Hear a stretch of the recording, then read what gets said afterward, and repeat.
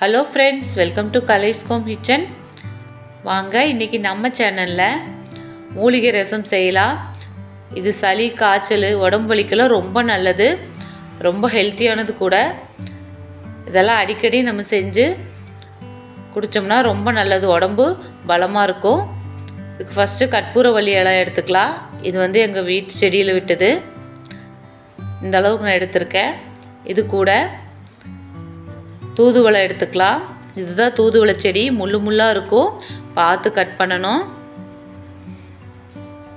இது ஒரு பழம் போட்டாலே நல்ல செடி படர்ந்து வந்துடும். இது கூட இது குப்பைமேனி இலை.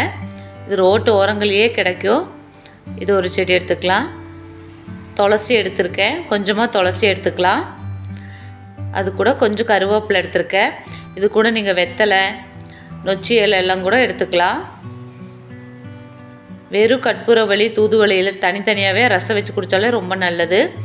இது கூட 1 டேபிள் ஸ்பூன் ஜீரகம், 1/2 டேபிள் ஸ்பூன் குருமிளகு, கொஞ்சமாக பூண்டு, 2-3 சின்ன வெங்காயம், கொள்ளு 1 டேபிள் ஸ்பூன், மல்லி விதை, 2 வரமிளகா எடுத்திருக்கேன்.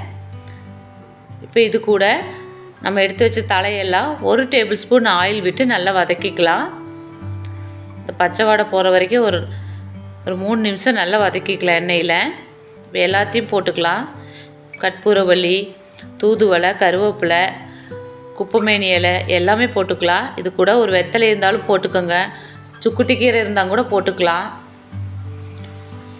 இதெல்லாம் நல்லா வதங்கி வரட்டும். ஒரு 2 நிமிஷம் மீடியம் ஃப்ளேம்லேயே வச்சு நல்லா வதக்கிக்கோங்க.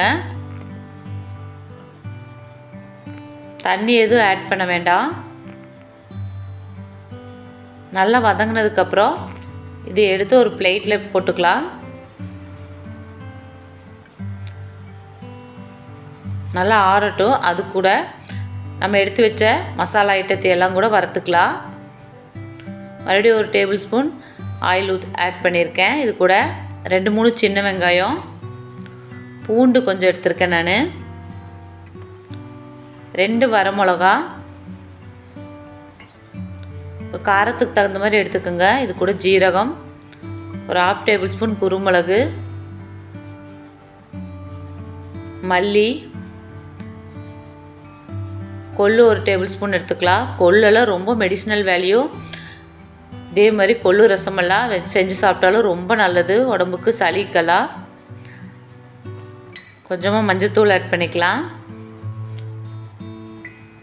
இதுவும் ஒரு 2 நிமிஷம் நல்லா எண்ணெயிலேயே வறுத்துக்கலாம்.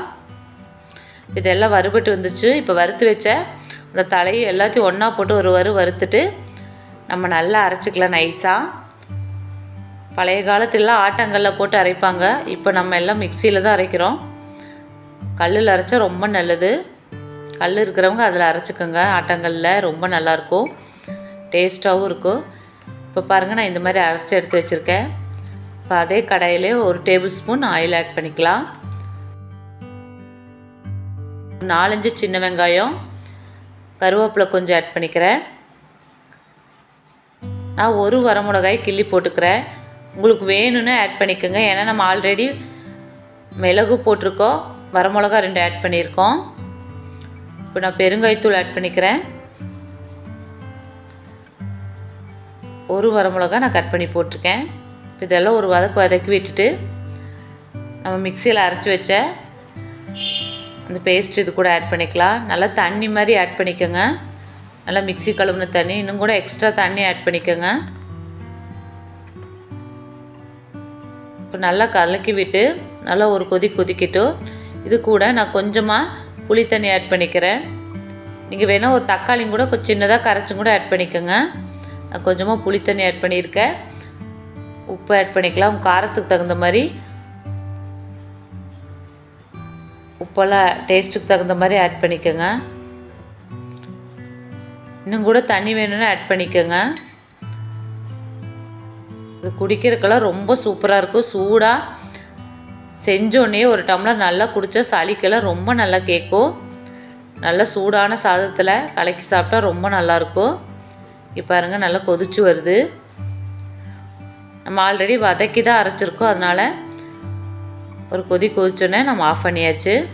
நான் பாருங்கள், இந்த மாதிரி கொஞ்சமாக சாப்பாட்டுக்கு நல்லா 1 டம்ளர் அளவு சூடாக ஊற்றி சாப்பிட்டேன். எனக்கு இன்னைக்கு கோல்டு இருந்துச்சு, அதனால தான் செஞ்சேன். ரொம்ப சூப்பராக இருந்துச்சு. இது கூட நான் பப்படம் வச்சு சாப்பிட்டேன்.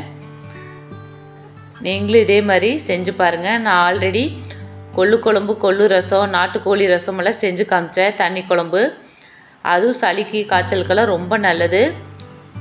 நீங்களும் இதே மாதிரி செஞ்சு ட்ரை பண்ணுங்கள். இப்போ இந்த செடியெல்லாம் நம்ம வீட்டில் ஒரு சின்ன தொட்டியில் வச்சாலே நல்லா வளர்ந்து வந்துடும். நம்ம அடிக்கடி இதை வந்து ரசம் வச்சு சாப்பிட்டுக்கலாம். சின்ன சின்ன குழந்தைகளுக்கு இந்த மாதிரி ரசம் சாப்பிட்லன்னா அவங்களுக்கு நல்லா கையிலேயே நசுக்கி அந்த சாறு எடுத்து தேனில் ஒரு டேபிள் ஸ்பூன் தேன் விட்டு கலக்கி கொடுத்தோம்னா நல்லா சாப்பிட்டுக்குவாங்க. ரெசிபி உங்களுக்கு பிடிச்சிருந்தா லைக் பண்ணுங்கள், ஷேர் பண்ணுங்கள், பெல் பட்டன் அமுத்தி சப்ஸ்கிரைப் பண்ணுங்கள். உங்கள் ஃப்ரெண்ட்ஸுக்கெல்லாம் ஷேர் பண்ணுங்கள். தேங்க்யூ.